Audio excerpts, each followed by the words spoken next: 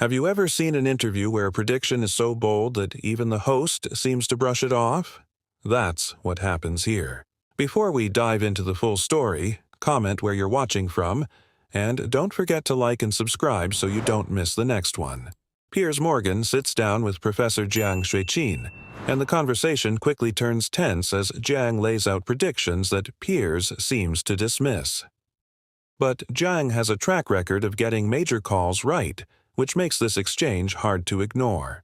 Let's watch the full clip first, then I'll break down what was said and whether Piers was right to dismiss him. Professor Jiang is a game theorist, best known for his popular predictive history YouTube channel, where he applies his systems of analysis to the past in order to predict the future.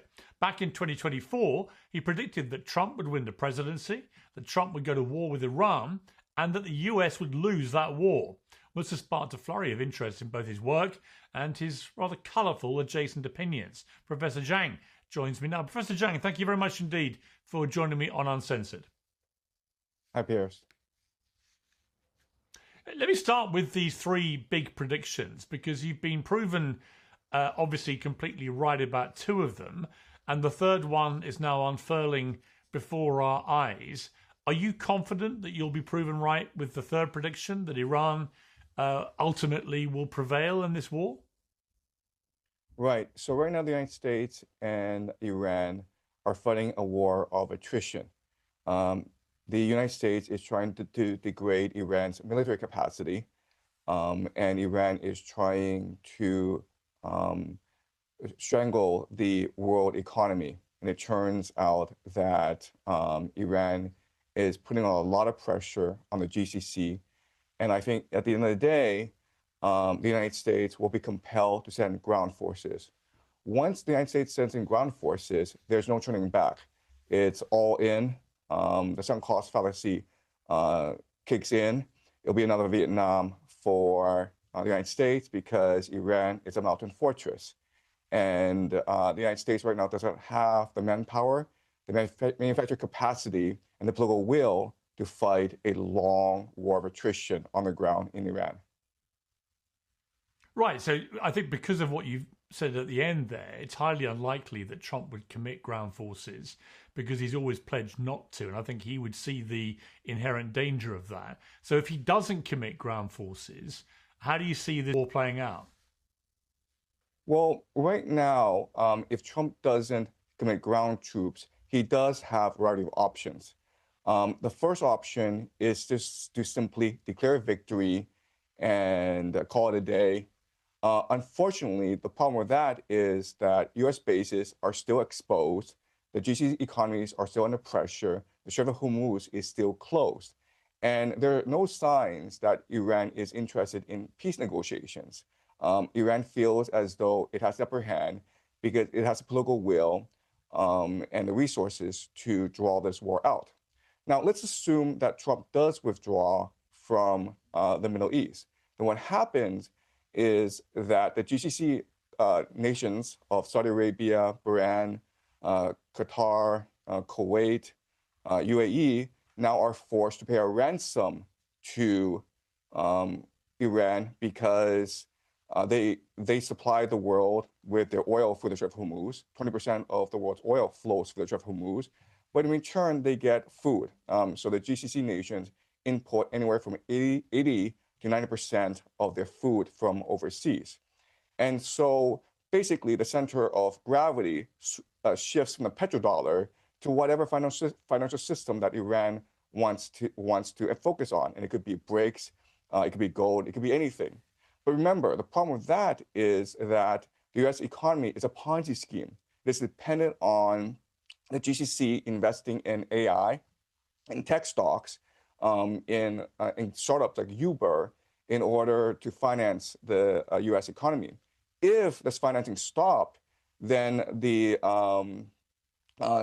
US economy could face collapse.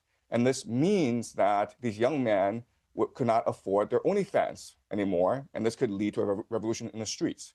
So the consequences for America would be dire if America were to retreat from the Middle East. I mean, it seems that the key part of all this sort of economic strangulation, if you like, by Iran is the Strait of Hormuz. We've already seen in the last few hours today that the successor to Ayatollah Khomeini, his son, has come out. Apparently, we haven't seen him or heard from him directly, but there's a statement in which he talks about keeping the Strait of Hormuz closed indefinitely. If that was to happen, what would be the consequences for the global economy, and how soon would we see those consequences? Well, I mean, the consequences would be dire because cheap energy, cheap petroleum products are the very basis of the global modern economy. So it just wouldn't be jet fuel that would be affected. It would also be food because remember, food is produced by fertilizer, which comes from the GCC as well as sulfuric acid, which helps the process of some semiconductor production. So artificial intelligence, food production, global travel are all dependent on products from the GCC. It's only been 2 weeks that the Strait of Hormuz has been closed for almost 2 weeks now, and already we're seeing high oil prices surpassing $100 a barrel. Iran says that they want to move it to $200 a barrel, which signals that they want the Strait of Hormuz closed for months. Now remember, even if Iran were to open up the Strait of Hormuz, it would take weeks before oil production continues. So I think for the global economy, I think we've reached the point of no return. And in the future, global economies have to commit to a bit of deindustrialization and even mercantilism in order to survive future shocks. So if you go to Southeast Asia, Vietnam and Thailand have already ordered the government workers to work from home in order to save fuel.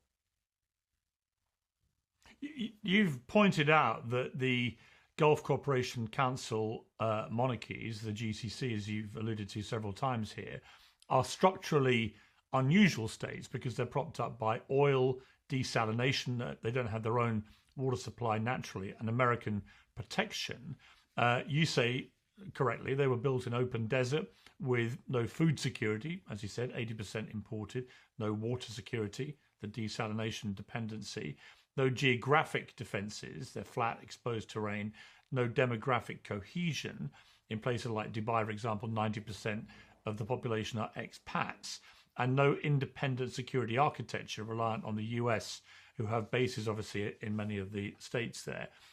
If you put all this together, is what's happening now in terms of the tactics that Iran are deploying, including the threats to desalination, but also targeting, obviously, targeted hotels and airports and so on, going to the heart of what the states there would like to see as the future of their economy, which is tourism, sport, entertainment, clearly designed to scare people away from that. Is this now representing an existential threat, do you think, to the business model of the GCC states going forward?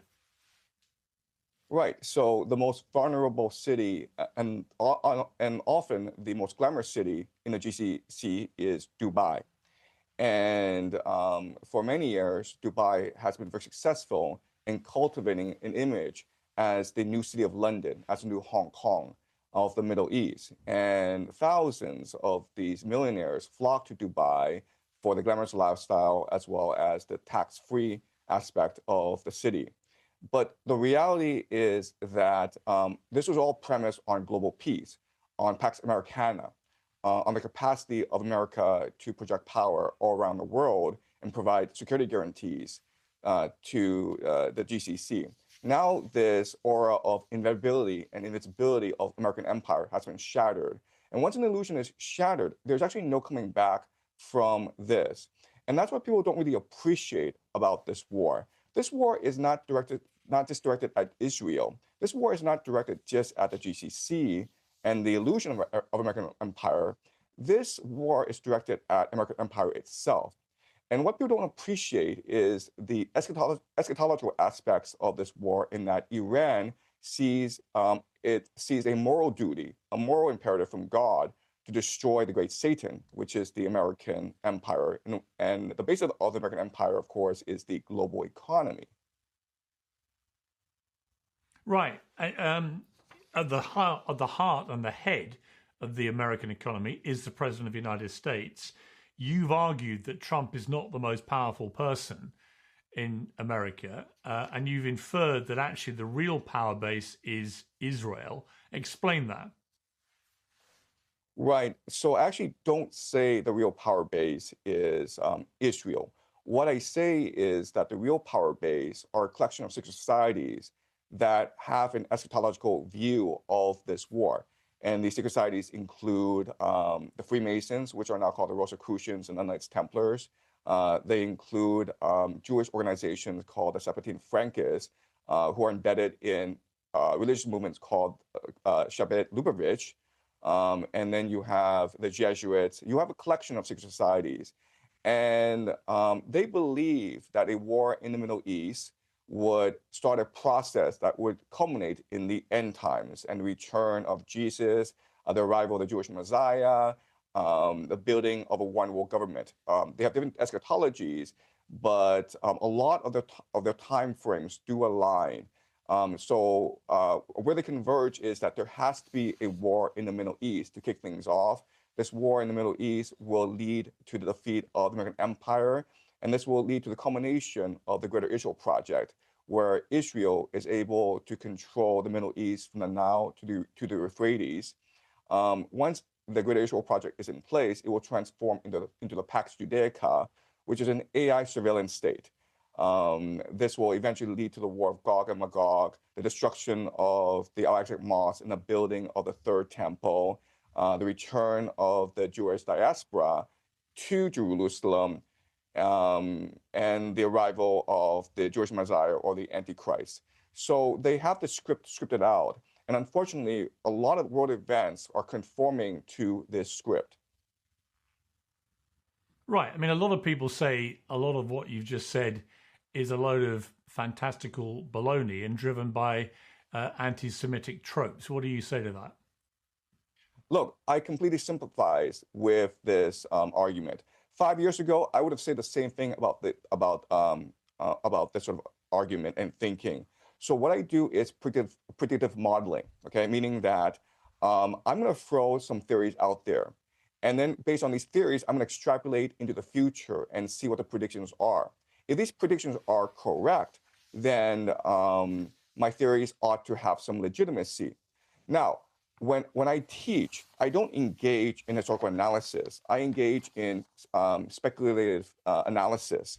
And so in 2024, 2 years ago, I did say that this war in Iran would happen, and I provided a lot of my analysis. And a part of my analysis that's very important is the eschatological analysis, meaning that Christian Zionists control the United States. There's a preacher called John Hagee who runs an organization called Christians United for Israel, which has about 7 million members.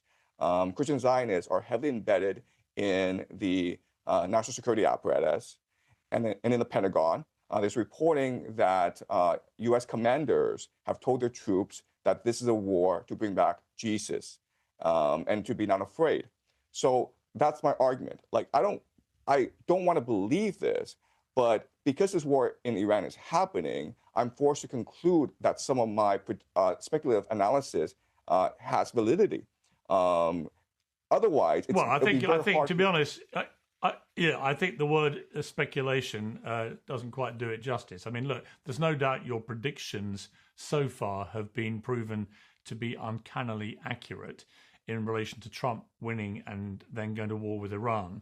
But I think the idea that this is all part of a plot to bring back Jesus Christ, look, there might be some people out there that carry such a phrase. I think it's highly unlikely, unless any evidence emerges to the contrary, that they are current commanders in the United States military. But Professor Jiang, you have a big following. Lots of people are interested in your predictive analysis. It's good to have you on Uncensored. Thank you very much. Thanks, Piers. So, what did you make of that exchange? Because from where I'm sitting, it really looked like Piers Morgan dismissed Professor Jiang's analysis instead of giving it the serious consideration it deserved. Now, you don't have to agree with every prediction Professor Jiang makes. Healthy skepticism is part of any good discussion. But it's also worth remembering that he has built a reputation by making a number of predictions that many people believe have proven accurate over time. That's exactly why his views attract such a large audience. What surprised me most wasn't that Piers challenged him. That's a host's job. It was the tone. At times, it felt less like a genuine debate and more like an attempt to brush aside the professor's conclusions before they could really be explored. If that's the case, I think it was unnecessary and came across as dismissive. Maybe Piers simply disagreed with the analysis. Maybe he thought the predictions went too far. That's entirely possible. But if you're inviting someone with a well-known track record onto your show, surely the audience deserves to hear those arguments fully tested rather than quickly waved away. I'd love to know what you think. Did Piers handle the interview fairly, or did he dismiss Professor Jiang too quickly? Let me know your thoughts in the comments. If you enjoyed this breakdown, don't forget to like the video, subscribe to the channel, and share it with someone who enjoys political debates and media analysis. Thanks for watching, and I'll see you in the next one.